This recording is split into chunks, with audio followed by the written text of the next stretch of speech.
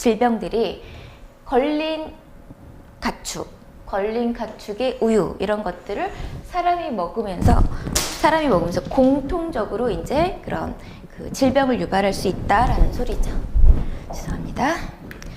자, 그래서 이 인축공통 감염병이다라고 하는 건 식육 우유에 병원체가 존재할 경우 그것을 섭취하거나 감염된 동물, 분비물들과 접촉해서 사람에게도 옮아간다 이런 얘기가 나오고 있죠. 자, 그래서 예방을 하려면 어떻게 해야 될까요? 도축시설을 청결하게 해야 될 거고, 감염 가능성이 있는 동물은 사람과 반드시 분리해서 격리해서 처치를 해야 된다. 그리고 가축에다가도 예방접종을 해야 된다. 가축의 위생상 어떤 조치를 잘해야 된다. 이렇게 되어 있죠. 그렇기 때문에 수입해 오는 것도 역시나 똑같이, 그래서 수입 식품도 이런 것들, 위험한 것들은 배제를 하고 뭐 잘 검사를 해서 들여와라 이런 얘기가 있고, 이환 동물로부터 얻은 젖이나 유제품, 그래서 감염 가능성이 있는 것들로부터의 유제품을 가지고 만드는 어떤 발효유 이런 것들도 조심해라. 도축장과 우유 처리장 검사를 잘해라. 미리미리 뭐 테스트를 해보고 샘플링을 해서 균이 있는지 없는지 확인해봐라 이런 얘기가 되겠죠. 자, 어떤 질병이 있는가 한번 봅시다. 결핵, 처음 나오는 결핵. 자, 이 결핵이라고 하는 건 대표적으로 이 인축공통 감염증에서 가장 흔하고 많이 발생하는 거죠. 그래서 사람에게 감염되는 마이코박테리움 튜버큘로시스라고 하는 게 있는데, 튜버큘로시스 어떻게 외우냐? 우리가 결핵이 걸렸는지 어떻게 아냐면 투베르클린이라고 하는 반응 검사를 해요. 그래서 투베르클린이라고 하는 반응 검사를 하는데 피하에다가 요 시약을 집어넣어서 부풀어 오르는 걸 보고 이제 결핵에 걸렸느냐 안 걸렸느냐 이걸 확인을 하죠. 투베르클린 시약과 이름이 비슷하죠. 튜버큘로시스. 이렇게 사람과 사람에게 주로 이제 감염되는 결핵형이 되겠죠. 결핵을 유발시키는 세균들이 마이코박테리움 튜버큘로시스.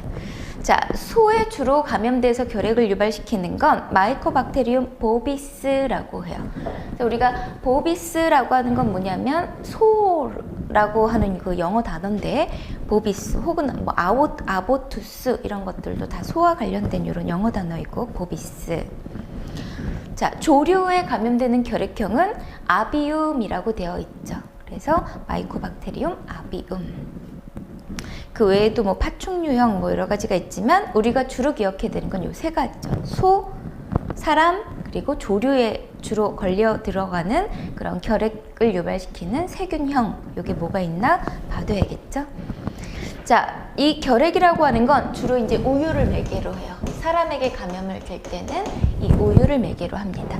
그래서 우유나 유제품을 통해서, 혹은 이것들이 결핵이 걸려있는 소의 식육 이런 것들도 물론 해당이 되겠죠. 소고기 이런 것들도, 혹은 계란 이런 것들이 걸린 조류, 그러니까 닭이 아비움에 의해서 결핵이 걸렸는데 이것이 낳은 알 이런 것들도 역시 이환될 가능성이 충분히 있다라는 거죠. 잠복기는 4에서 6주이고 우리가 투베르클린 검사를 한다라고 되어 있죠. 그래서 우리가 그 우유를 살균하는 온도가 있죠. 저온 살균 온도 65도씨에서 30분이라고 하는 저온 살균, 우유를 살균하는 온도라고 하는 게 왜 설정이 되었느냐? 이 결핵균을 죽이는 온도예요. 사실 이 결핵균은 62점 몇 도 정도에서 죽게 되어 있어요. 사멸이 돼요. 그런 경우 62도로 딱 하면 안 되니까 그거보다 좀 더 높게, 그리고 요 시간도 결핵균은 죽이는 시간이되, 우리가 그 크림 라인이라고 하죠. 우유라고 하는 건 유지방이 섞여 있는 거죠. 유지방이 한 3에서 4% 녹아 있기 때문에 이런 것들은 가열을 하게 되면 지방이 위로 떠요. 그래서 유막이라는 걸, 그 껍데기 같은 얇은 막을 형성을 하죠.